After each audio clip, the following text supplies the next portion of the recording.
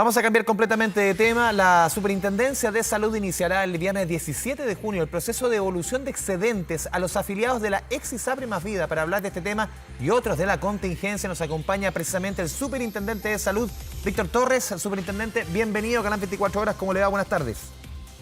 Buenas tardes, Andrés. Un gusto. Superintendente, partamos por el tema de ISAPRE Más Vida, después lo voy a preguntar obviamente por el tema de la reforma a la salud, cómo la está llevando también parte de esta discusión la superintendencia que usted encabeza. A ver, este proceso de excedente, ISAPRE Más Vida, una bullada quiebra hace ya un tiempo, para explicarle a la gente que nos está viendo en la casa, ¿por qué este proceso de devolución de excedente lo está llevando en esta oportunidad la autoridad? Bueno, la verdad es que hay que recordar que la facultad que tiene la superintendencia en caso de que haya una quiebra, por ejemplo, de una ISAPRE, es de poder liquidar efectivamente sus garantías, ¿no? Y esas garantías, en este caso, tienen que cubrir diversos ámbitos y, entre otros, según ya lo determinado tanto por la Corte de Apelaciones como por la Corte Suprema, a propósito de algunos requerimientos que se hicieron ante estos tribunales, determinó que alrededor de 18.800 millones de pesos debían ser cancelados a los exafiliados por concepto de excedente. Recordemos que los excedentes son aquellos montos que la gente tiene cuando sus planes de salud son menores al 7%. Entonces se genera ahí una diferencia. Que es distinto al exceso. A favor. Es distinto al exceso. El exceso habitualmente es cuando uno tiene distintas fuentes de retención digamos, del 7% o eventualmente del plan de salud, y eso genera, digamos, una sobrecotización. En este caso, porque tu plan es menor al 7%. Sí, lo bueno en este caso es que, al revés de como ocurría hace algunos años, hoy día los excesos y excedentes, los dos se vuelven en plata. Antes se volvían solamente, yo recuerdo, los excedentes en medicamentos o prestaciones de salud.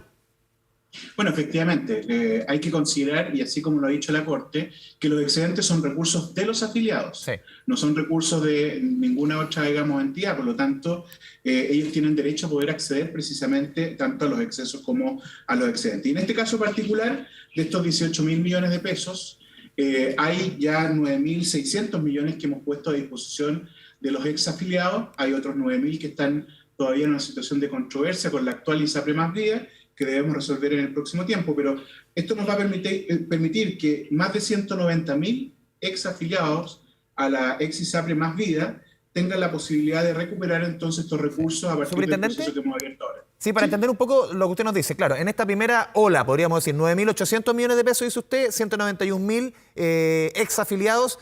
Si es que, obviamente, ustedes ganan los próximos recursos judiciales y los ex representantes tengan que liberar el resto de dinero que usted menciona, ¿podría haber otra situación similar a esta en que también tengan que volverse nuevamente excedente? Sí, lo que pasa es que la actual ISAPRE Nueva Más Vida ha determinado que ellos ya pusieron a disposición anticipadamente estos excedentes. Entonces están, obviamente, en una controversia que debemos resolver para ver si efectivamente esto fue así. Si es que no se comprueba aquello, entonces se tiene que poner a disposición el resto de los recursos a los afiliados, porque la Corte ya lo ha determinado así. Por lo tanto, saliría un segundo proceso. Ahora los que no están en controversia entonces son 9.600 infracción y van a llegar casi a 191.000 exafiliados. Ya. Superintendente, ¿cómo una persona puede saber si es que, claro, sabía perfectamente que era exafiliada a la ISAPRE Más Vida, pero cómo saber si es que tiene derecho a estos excedentes, dónde tiene que buscar la información? Porque normalmente uno lo busca en su propia ISAPRE. En este caso, ¿cómo se realiza el proceso? Bueno, los fondos los tiene que entregar la Superintendencia de Salud y por lo tanto somos nosotros los que hemos dispuesto de un portal que está, digamos, que tiene, digamos, en nuestro sitio, digamos, la posibilidad de poder darle acceso a las personas. La gente tiene que ingresar entonces a nuestra página, que es superdesalud.gov.cl. Hay un icono que está muy a la vista, una opción que se llama devolución de excedentes ex Más Vida, y ahí la gente tiene que validar sus datos, tiene que ingresar su RUT y luego su clave. Si no tiene la clave, se solicita una clave, digamos, a la misma superintendencia, la que se otorga rápidamente, y ahí se validan los datos. Hay una serie para llenar una especie de formulario, una serie de datos que hay que ingresar, entre otros la opción de pago, si la gente quiere recibir este dinero cash o si lo quiere recibir en sus cuentas correspondientes, sus cuentas corrientes. Entonces, sí, aquí me estoy metiendo, está súper amigable, por lo menos hay un banner arriba a la izquierda, bien clarito, devolución de excedentes de Más Vida, ex Más Vida. Sí, y es un banner bien visible. Entonces la gente puede colocar, digamos, ahí sus datos. Una vez validados los datos, se realiza el pago. Ahora, nosotros hicimos una división. Aquellas personas que tenían anteriormente validados sus datos y hasta el 5 de junio, se va a iniciar el proceso de pago este viernes. Ya. No se va a pagar a todo el mundo de inmediato por una cosa de volumen, pero desde el 17 en adelante. Aquellas personas que valían desde el 6 de junio, ¿ya? Vamos a poder empezar a pagar a partir del 1 de julio de este año, ¿ya? Y si hay gente que no valía sus datos, que no se dio cuenta, no se enteró, eventualmente nosotros vamos a revisar cuántas personas son y tendríamos que habilitar un nuevo proceso de pago para aquellos que hayan quedado rezagados, porque estos recursos tienen que ser entregados de todas maneras. Sí, es importante, ustedes lo mencionaban, uno cuando se informaban sobre el proceso, que hay que guardar los certificados, las descargas correspondientes, tener todo guardado para el caso que ocurra cualquier problema, ¿no? Sí, efectivamente tiene también la opción al finalizar de guardar entonces el certificado si la gente así lo estima, y siempre se sugiere que lo hagan para que puedan tener obviamente el comprobante de la validación de datos y la solicitud de los recursos respectivos. Además el certificado dice cuánta es la plata que se le va a devolver.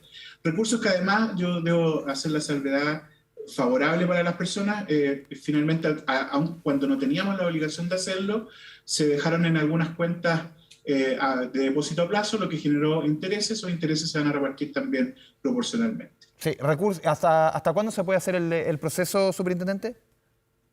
El segundo periodo, que se abrió para el 6 de junio, ¿Ya? este lunes, debe terminar antes del 1 de julio para poder ordenar el pago de toda la gente que durante estos días pueda hacer la solicitud. Y como decía recién, si aún así queda gente rezagada, vamos a tener que abrir un nuevo periodo más adelante, una vez que ya tengamos claridad de quiénes son las personas afiliadas que no lo hicieron. Superintendente, lo quiero cambiar de tema, lo quiero llevar a la reforma a la salud. Ha sido tema durante los últimos días, son reformas estructurales que ha planteado el gobierno del presidente Boric. Las palabras del ministro secretario general de la presidencia, Giorgio Jackson, quien dijo: con la actual constitución no se podrán realizar muchas de las reformas propuestas. Y puso como ejemplo, ícono, podríamos decir, la reforma a la salud. Dice, un techo que no nos permitirá avanzar. ¿Qué opina usted? Bueno, evidentemente durante muchos años se ha tratado de reformar el sistema de salud y han existido topes, ¿no? Algunos de esos topes para poder avanzar a una reforma ha sido la constitución del Congreso, la visión de las distintas fuerzas políticas propias de la democracia, y también la constitución que de alguna forma u otra establece, digamos, un marco al menos discutible, ¿no? Recordemos que algo se logró avanzar respecto de un cambio de paradigma al menos reducido en torno a algunas patologías que es el sistema GES, el régimen de garantías explícitas de salud, y por otro lado también Ricardo Soto, que tienen una consideración distinta como habitualmente funciona el sistema de salud, más parecido a lo que significa un sistema sustentado en la seguridad social. Sin embargo, algo más amplio, obviamente, que conversa mucho mejor con una constitución que tenga los elementos que contiene lo que se está generando hoy día en el marco de la convención.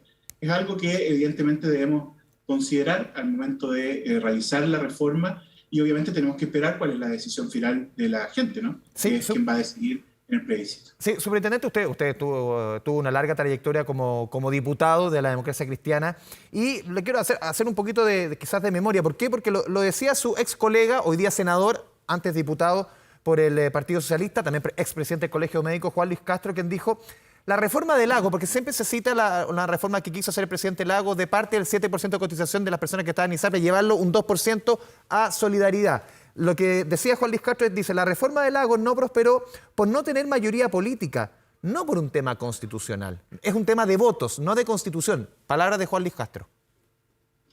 Sí, tengo la suerte de conocer hace varios años al senador Castro y tener una gran relación con él. Yo lo que planteaba recién es que efectivamente hay varias razones que dificultan el avance en un proceso de reforma. La conformación política del Congreso, las posiciones que puedan existir frente al tema, siempre son una consideración importante, ¿no? De la misma forma, un cambio constitucional no opera instantáneamente, sino que también tiene que dialogar con el Congreso. Pero como decía también recién, hay redacciones que pueden ser que conversar mejor con esta reforma, como es precisamente la que pudiera existir en una nueva constitución. Pero eso es lo que tenemos que ver en el momento en que finalmente la gente decida a través de la votación. ¿Por qué tiene que ser, superintendente, un sistema único y universal de salud? Decía el programa del presidente Boric: terminamos con el negocio de las ISAPRES. Desde la derecha han dicho, desde la oposición más bien, que aquí tiene que seguir rigiendo la gente, en la que tiene que decidir si quiere un sistema privado o si quiere un sistema público. ¿Por qué es necesario hoy día para nuestro país tener un fondo en que nos incluya a todos, privados o públicos hoy día? Primero porque dentro de las situaciones que hoy día podemos analizar del actual sistema de salud chileno, hay elementos que son importantes considerar. Primero tenemos un sistema que es altamente segmentado por ingresos, por ejemplo, lo que significa que hay gente que tiene más recursos y por lo tanto va a tener acceso a una condición de salud determinada o a prestaciones determinadas de mejor manera que otras. Lo segundo es que tenemos un sistema fragmentado que no conversa, ¿ya? Salvo cuando existe alguna compra de servicios desde el mundo público, por ejemplo, al privado, etc. Cuando uno aspira, por ejemplo, a tener un sistema integrado público-privado desde el punto de vista de los prestadores, tiene que mirar lo que ocurrió y lo que está ocurriendo aún, ¿no? Respecto del tema de la pandemia. El mejor ejemplo de cómo funciona un sistema integrado es precisamente cómo ha funcionado durante la alerta sanitaria, que ha permitido precisamente esta integración y que ha dado cuenta, por ejemplo, de una mejor gestión respecto de las camas que están a disponibilidad con transparencia, porque cada vez que se da una cuenta, todo el mundo sabe cuántas camas están utilizadas, cuántos ventiladores mecánicos, y nos ha permitido evitar, digamos, situaciones que podrían haber sido incluso más conflictivas si el sistema hubiese seguido operando de manera fragmentada. Y desde el punto de vista de los seguros, evidentemente lo que se plantea aquí, o lo que se tiende a través de la creación de un fondo único, es primero avanzar hacia una mayor eficiencia. Es más eficiente cuando tú tienes un seguro que puede, digamos, gestionar un 7%, por diversas razones, ¿no? Tú vas disminuyendo los gastos de administración, no hay repartición de ganancias, hay una serie de elementos que son positivos. Hay recursos entonces que se mancomunan del 7%, hay recursos del Estado, hay una serie de elementos que son favorables. Hay ejemplos en el mundo que han funcionado bastante bien, como Corea del Sur, como Taiwán, etcétera, digamos, que han transitado de multiseguro a sistemas de seguros universales con seguros complementarios y suplementarios. Sí, claramente es lo que propone la autoridad, insisto, en las críticas que han puesto desde la oposición, a quienes no les hace sentido este sistema. Dicen, aquí lo que se busca, por ejemplo, entre varias de las críticas, es tomar el 7% de la población de mayores ingresos, que son las que están en las ISAPRE, cerca de 1.800.000 cotizantes, son 3 millones de afiliados en total con las cargas, y llevar ese 7% que es más gordito, entre comillas, es más dinero per cápita, llevarlo a un sistema público. Y la otra crítica es que las personas justamente del sistema público que hoy pueden optar al sistema de libre elección no lo van a poder hacer. ¿Cómo recibe usted y cómo responde a esas dos críticas? Mira, hasta lo que yo al menos tengo entendido respecto de lo que se ha planteado en esta materia de la reforma, en ningún caso se ha puesto en cuestionamiento la existencia de elección, ¿no? No es un tema, diría, que se haya planteado, digamos, ¿no? Nadie ha dicho que se va a eliminar el modelo de libre elección.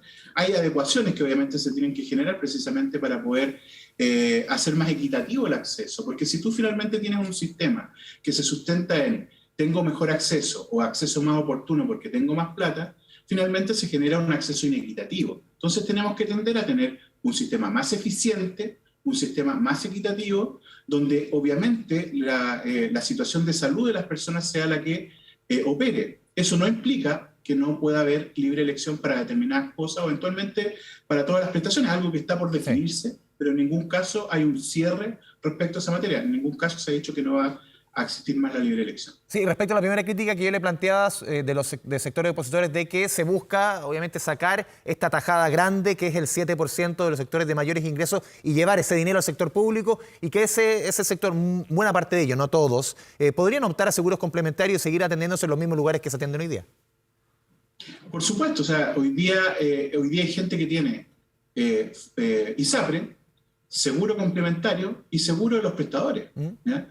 Entonces, hay gente que paga mucho más incluso que su plan complementario para poder tener mejor acceso a salud. Tenemos aproximadamente un 34% de gasto de bolsillo, o sea, lo que las familias gastan en salud de su presupuesto total, lo que está en un nivel bastante alto, muy por sobre los países de la OCDE, pero que habla bastante mal respecto del sistema nuestro, de cuánto depende de mi capacidad de pago, entonces, el tipo de salud que vamos a recibir.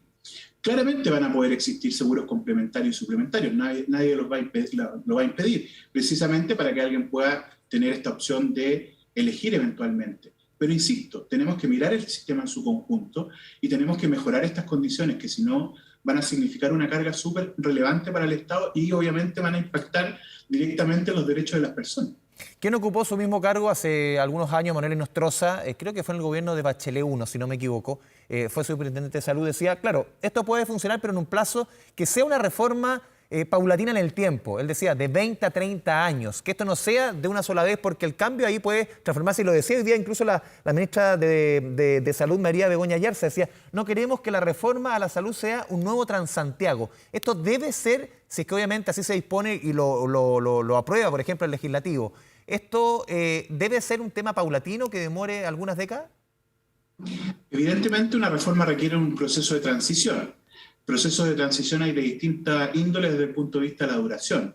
Pueden haber procesos más largos que otros. Yo le daba el ejemplo de Corea del Sur, por ejemplo, que tuvo un proceso relativamente rápido de paso de multiseguro a seguro universal, lo que no significó, digamos, un impacto negativo como aquí se ha tratado de decir. Cuando uno piensa en el horizonte 20 a 30 años, uno podría deducir de aquello que finalmente el sistema no va a operar sino hasta la próxima generación, lo que termina siendo, claro, una posibilidad, pero que no responda al sentido de urgencia que tenemos hoy día, ni menos aún a las intenciones que pueden existir respecto de cuánto debe demorar la implementación.